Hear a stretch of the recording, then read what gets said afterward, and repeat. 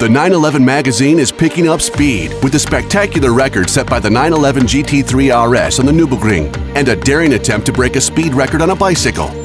The feisty Porsche race car driver Christina Nielsen talks about her relationship with speed. We also take a look at the high-speed art of Eric Strenger and highlight an extremely rare Porsche, the 911 GT1 Evolution. The action starts at the Nürburgring Nordschleife. Wenn ein Fahrzeug in der Nordschleife seine Feuertaufe besteht, dann heißt es eigentlich, das Fahrzeug das besteht auf jeder Rennstrecke. An der Nordschleife gibt es Passagen, die sind einzigartig. Auf den 20 Kilometer verteilt gibt es eigentlich alles, was ein Fahrzeug in der freien Wildbahn erleben kann. Man merkt dem Auto an, dass es von Anfang an auf der Nordschleife entwickelt wurde. Die Balance ist bei dem Auto extrem gut zwischen Grip und Leistung, sehr schön ausbalanciert. Die wesentlichen Unterschiede zum Vorgänger sind Fahrwerk, Reifen, Aerodynamik, Motor, Abstimmung im Getriebe. Nur kleine Komponenten, aber im Großen und Ganzen bringt es dann 24 Sekunden. Insgesamt das größte Problem war, den Termin an der Nordschleife zu bekommen. Da hat uns Gott sei Dank dann GM aus Amerika unter die Arme gegriffen und hat uns da eine Stunde von ihrem Slot abgegeben. Bei so einer Rekordfahrt, die Jungs machen das Auto fertig, man sitzt schon im Auto, die Räder kommen drauf und der Jan oder der Holger stehen vor dem Auto und sagen, okay, geht los, viel Erfolg. Und dann ist eben diese eine Runde, die dann eben passen muss.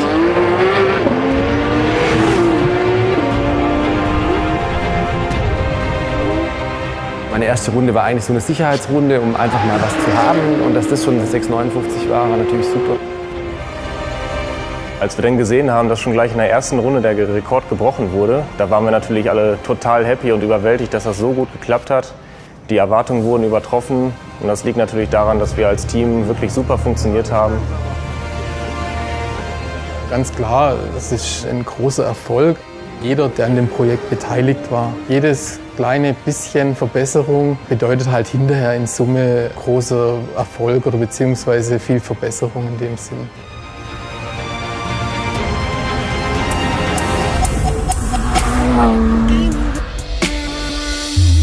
He wanted to ride a bicycle faster than anyone else in the world. So in 1978, Jean-Claude Rude made a spectacular attempt to set a new record. The French cyclist wanted to reach a speed of more than 240 kilometers per hour, faster than what most cars were capable of at that time. He was assisted by fellow Frenchman Henri Pescarolo, a four-time Le Mans champion who had entered the race a record number of times. So Porsche selected the 935, which was the most powerful car of its day. For this extraordinary endeavour, the Porsche Martini racing team installed a special structure on the rear of the 800 horsepower car. And yet, how is it possible for a bicycle to reach speeds of more than 200 kilometers per hour? A large sprocket provided the transmission ratio necessary to accelerate the wheel, one rotation for a distance of 27 meters, and Rude used it to ride right behind the Porsche and benefit from its slipstream. A roller on the rear bumper was designed to prevent Rude from falling if his bicycle came into contact with the car. This also made it quite a challenge for Henri Pescarolo. If I'd made a big enough mistake or accelerated the car too quickly, Jean-Claude would no longer have been sheltered from the wind at 200 kilometers per hour and would have been mincemeat. I had his life in my hands. C'était la vie de Jean-Claude Rude que je contrôlais. The big day came on August 23, 1978, and the unusual tandem started their attempt at a world record on the Volkswagen test course in Ira-Lessine. But at 170 kilometers per hour, there was an accident. Rude's rear tire blew out and blocked the wheel. He was sliding on the rear wheel like a skier and managed to keep the bike under control until it stopped. The 23-year-old was very fortunate not to fall. Jean-Claude Rude did not end up breaking the record. What remains is the memory of an extraordinary attempt and the knowledge that a Porsche 935 can do so much more than win races.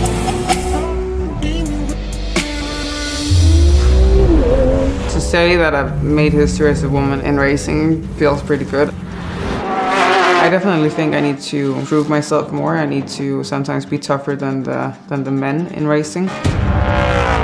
I was pushed down quite a few times, but what I learned from it was to always get back up. My name is Christina Nielsen. I am 26 years old. and I am racing with Porsche this year.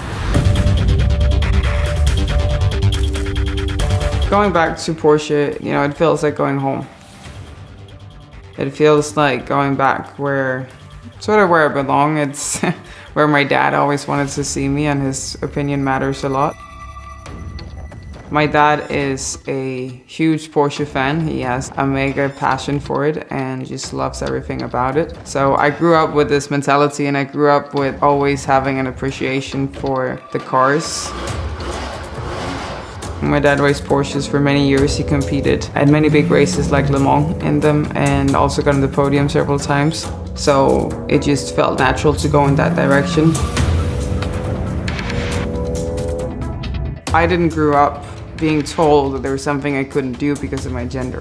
The fact that somebody thinks that there's something you should be weaker at or not be able to do because of a gender, I have never grown up with that mentality, because I've never been taught that that was a barrier, that should be a problem for me. As a woman, sometimes people are just waiting for you to fail or to do something that is expected of you because of your gender. So I use a lot of time and energy on making sure that the people that I'm surrounded by, that they see me as a driver when I sit behind that wheel and nothing else.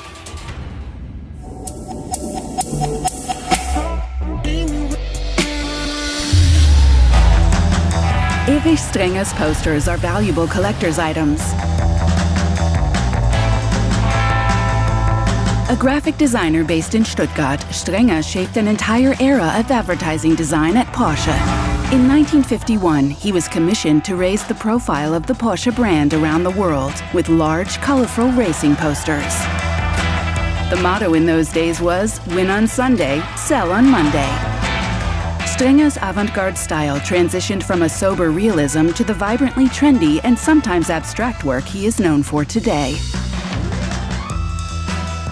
His clear, straightforward lines and typography became his artistic trademark and continued to perform in the customer magazine Christophorus, which he designed from the outset. Strenger's illustrations all have one thing in common. From their beginnings in the 1950s through the 1980s, their bold style gave speed a face.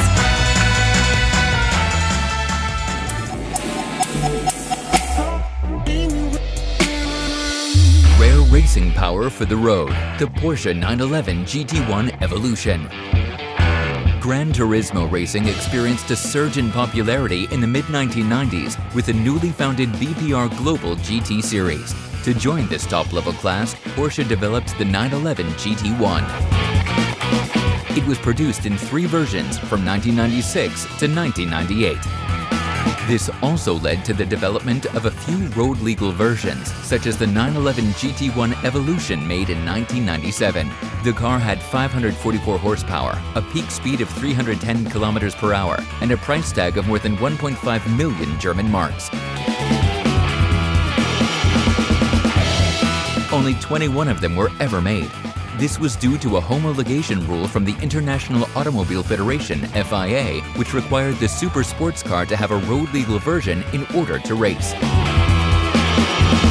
The GT1 Evo's bi-turbo 3.2-liter flat-six engine developed a peak torque of 600 Newton-meters. Mounted in front of the rear axle, it was Porsche's first 911 with a mid-engine design. The GT1 also caused a sensation on the racetrack. The 1998 version finished first and second in the GT1 class at the 24 Hours of Le Mans for a brilliant conclusion to the GT1 project.